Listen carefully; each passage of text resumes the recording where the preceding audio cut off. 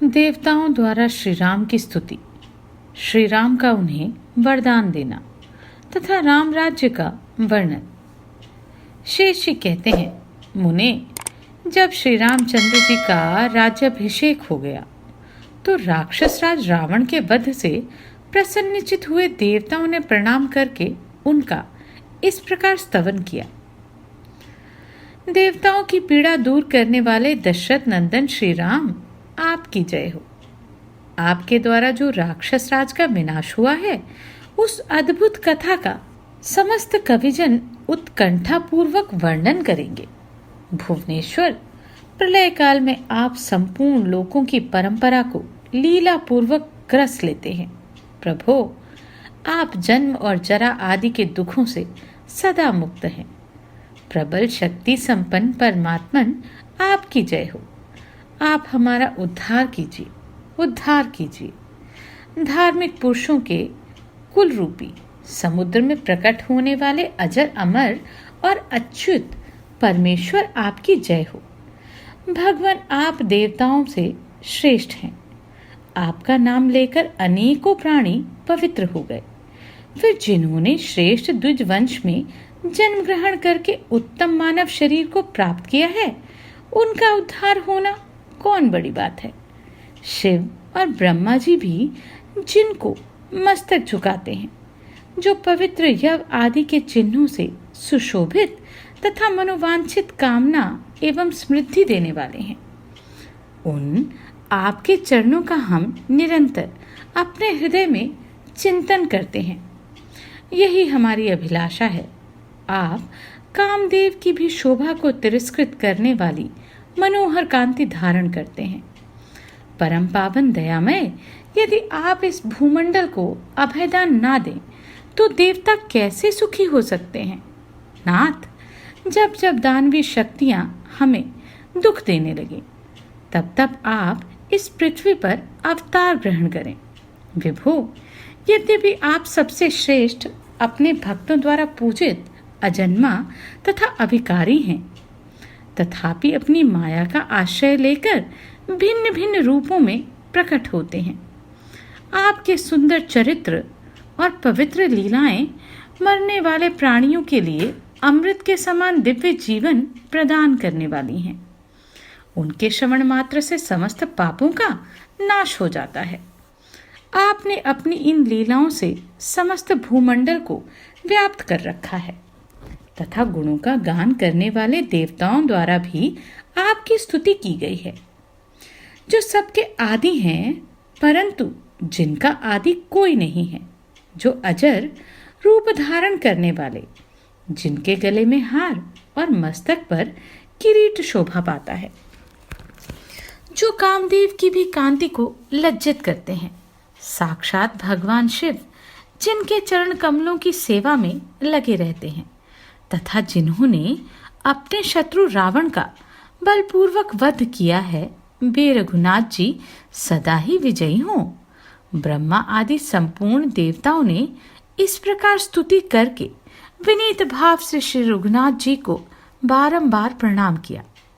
महायशस्वी श्री रामचंद्र जी देवताओं की इस स्तुति से बहुत संतुष्ट हुए और उन्हें मस्तक झुकाकर चरणों में पड़े देख बोले, देवताओं, तुम लोग मुझसे कोई ऐसा वर मांगो जो तुम्हें अत्यंत दुर्लभ हो तथा जिसे अब तक किसी देवता, दानव, यक्ष और राक्षस ने भी नहीं प्राप्त किया हो।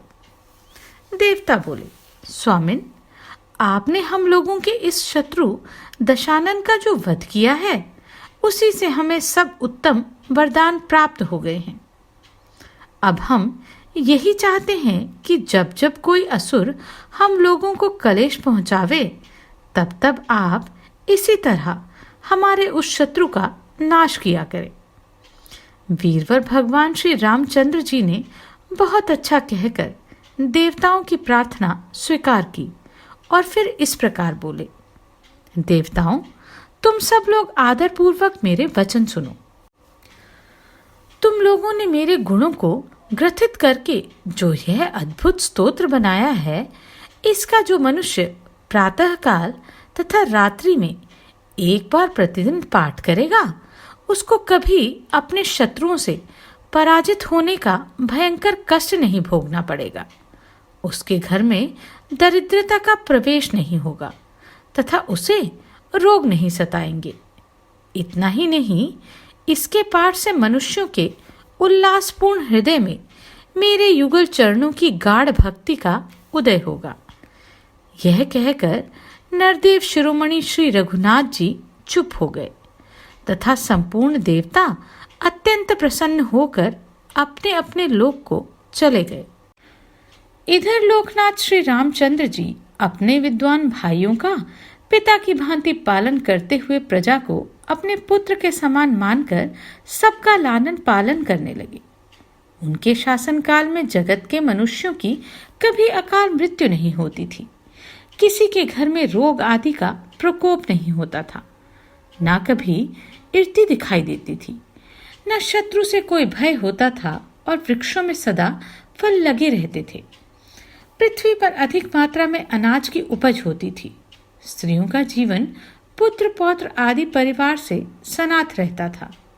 उन्हें निरंतर अपने प्रियतम का संयोग जनित सुख मिलते रहने के कारण विरह का कलेश नहीं भोगना पड़ता था। सब लोग सदा श्री रघुनाथ जी के चरण कमलों की कथा सुनने के लिए उत्सुक रहते थे।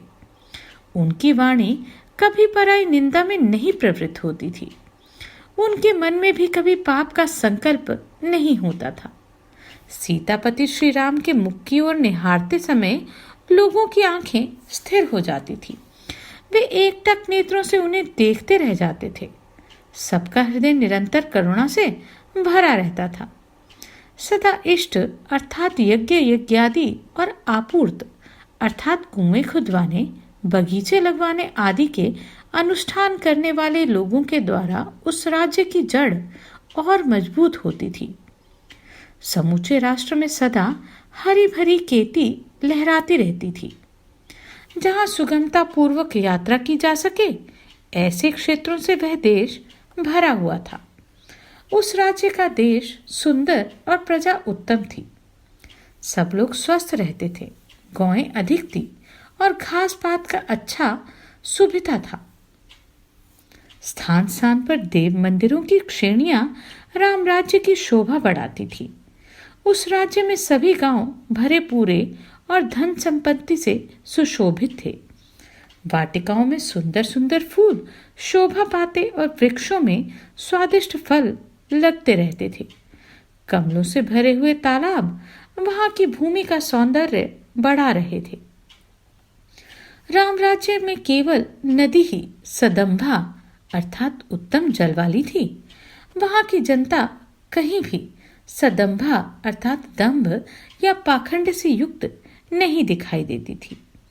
ब्राह्मण क्षत्रिय आदि वर्णों के कुल समुदाय ही कुलीन अर्थात उत्तम कुल में उत्पन्न थे। उनके धन नहीं कुलीन थे, अर्थात उनके धन का कुत्सित मार्ग में लय उपयोग नहीं होता था। उस राज्य की स्त्रियों में भी विभ्रम था। विद्वानों में कहीं विभ्रम का नाम भी नहीं था। वहां की नदियां ही कुटिल मार्ग से जाती थी, प्रजा नहीं, अर्थात प्रजा में कुटिलता का सर्वथा अभाव था। श्री राम के राज्य में केवल कृष्ण पक्ष की रात्रि ही तम से युक्त थी। मनुष्यों में तम, अज्ञान या दुख नहीं था। वहां की स्त्रियों में ही रज का संजोग देखा जाता था। धर्म प्रधान मनुष्यों में नहीं, अर्थात मनुष्यों में धर्म की अधिकता होने के कारण सत्वगुण का ही उद्रेक था, रजोगुण का नहीं। धन से वहां के मनुष्य ही आनंद थे, मदांध होने से बचे थे। उनका भोजन अनंध अर्थात अन्न रहित नहीं था। उस राज्य में केवल रथ ही अनय अर्थात लोह रहित था। राज कर्मचारियों में अनय अर्थात अन्याय का भाव नहीं था। फरसे, फावड़े, चमर तथा छत्रों में ही दंड देखा जाता था। अन्यत्र कहीं भी क्रोध या बंधन जनित दंड देखने में नहीं आता था। जलों में ही जड़ता या जलत्व की बात सुनी जाती थी, मनुष्यों में नहीं। स्त्री के मध्य भाग कटी में ही दुर्बलता और पतलापन था, अन्यत्र नहीं। वहां औषधियों में ही कुष्ठ अर्थात कूट या कूठ नामक दवा का योग देखा जाता था। मनुष्यों में कुष्ठ का नाम भी नहीं था। रत्नों में ही भेद अर्थात छिद्र होता था। मूर्तियों के हाथों में ही शूल और त्रिशूल रहता था। प्रजा के शरीर में वेद या शूल का रोग नहीं था। रसानुभूति के समय सात्विक भाव के कारण ही शरीर में कंप होता था। भय के कारण कहीं किसी को कंपकपी नहीं होती थी। राम राज्य में केवल हाथी ही मत वाले होते थे। मनुष्यों में कोई मतवाला देखा नहीं गया। तरंगें जलाशयों में ही उठती थी, किसी के मन में नहीं, क्योंकि सबका मन स्थिर था। दान मद का त्याग केवल हाथियों में ही दृष्टिगोचर होता था, राजाओं में नहीं। कांटे ही तीखे होते थे, मनुष्यों का स्वभाव नहीं। केवल बाणों का ही गुणों से वियोग होता था, मनुष्यों का नहीं। दृढ़ बंधोक्ति केवल पुस्तकों में ही उपलब्ध होती थी। लोक में कोई सुदृढ़ बंधन में बंधा या कैद किया नहीं गया था। प्रजा को ही सदा श्री रामचंद्र जी लाड प्यार प्राप्त कराते थे। अपने द्वारा लालित प्रजा का निरंतर लालन पालन करते हुए वे उस संपूर्ण देश की सदैव रक्षा करते थे।